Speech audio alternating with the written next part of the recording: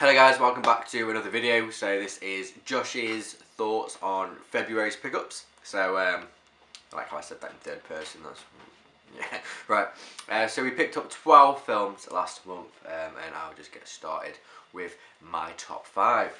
So in 5th position, this was a tough one as there were some okay movies, and there were some what I thought were awful movies, and I didn't want to put this in there with the lineup that was coming out, but A Street Cat Named Bob, it was good.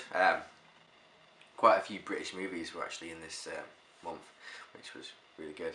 I like Bob because he's a cat and who doesn't like cats, and I liked his story as well, about the guy. I can't remember his name, but it was just a nice progression to see him go from having nothing to working his way up, all because of this cat. It was quite a genuine film. Well, I was going to put Inferno in its place, but then the girl in Inferno just irritated the hell out of me throughout the entire film. So I thought, I like all of the Dan Brown books and everything like that, and the other, Da Vinci Code and Angels and Demons, but it just wasn't as good for me. So that's why this one, just snuck in its place. So yeah, that's A Street Cat Named Bob. We've got another British movie in 4th place. Frankie's just sorted the blinds out, so if I've just changed colour, blame Frankie. So my 4th pick is I, Daniel Blake, and this is just, a story about a guy who's had a heart attack and he's trying to get himself onto benefits so he can actually carry on making an income, and it just follows this whole story of how the government just treats him like crap throughout the whole process and how it's just not right. So it's very, very British, very, very down to earth sort of film, so it deserves being in number 4 spot without being an action packed sci-fi fantastical masterpiece. So yeah, I, Daniel Blake. You know what I've not been doing? Let's just go back. My ratings. I haven't done my ratings. I can't remember what I've rated this film. Trying to remember it, I'd probably say, because I liked the singing in it and I liked how he sat on his guitar, I'll give it 3.5. 3.5 for that one, Street Cat Named Bob. I mean, even Jack Reacher, bloody hell, I got 2. 2 stars. 2 stars out of 5. It was dreadful. Right. I, Daniel Blake, 4. For this one. Funny, he's a very funny guy. So in 3rd spot, I always get his name wrong. I always call him Jeff, and it's Zach. It's the Zach Galifianakis, and all those other guys. It's Keeping Up with the Joneses. Really loved this movie. It was funny. It was stupid. I just liked how they became part of everything during the end of the film. Explosions, spies, car chases, stupidity. What more can you want from a film? So yeah, 4 stars.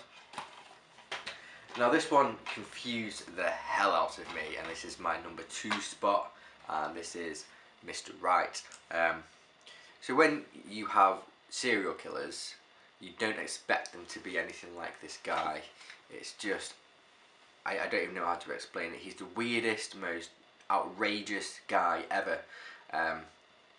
It's just odd. Anna Kendrick's in it as well. She's good. She plays the little sidekick who's quite sadistic as well, and she likes hurting other people but doesn't realise it until she meets this guy, and then they just sort of go on a little killing spree. And you ever seen what's it called? I think it's like This Is America or something like that, where there's that guy who's really annoyed at everybody and he starts killing everybody, and then that little girl joins in and they get friendly with each other and they both start killing each other.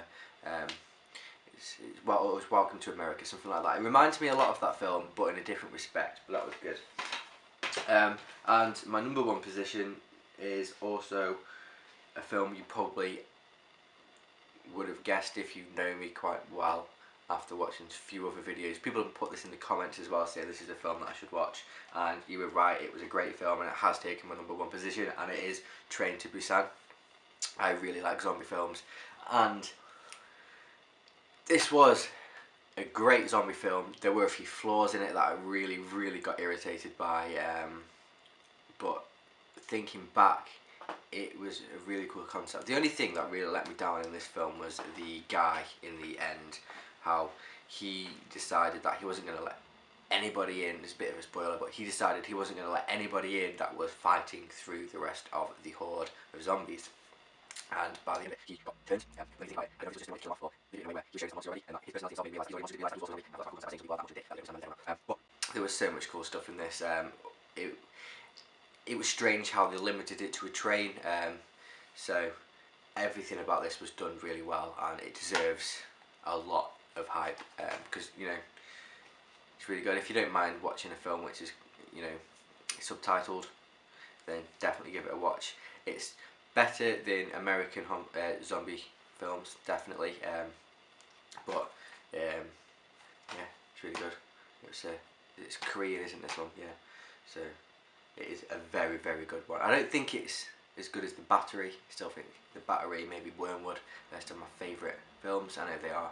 Like, one's Australian, one's American, but still, they're fantastic. And this is probably going to be taken into my number 3 spot of my all-time favourite zombie films. So that is it for February's. What? What did you give Train to Busan? Oh, obviously, you don't even need to know what I gave Train to Busan 5.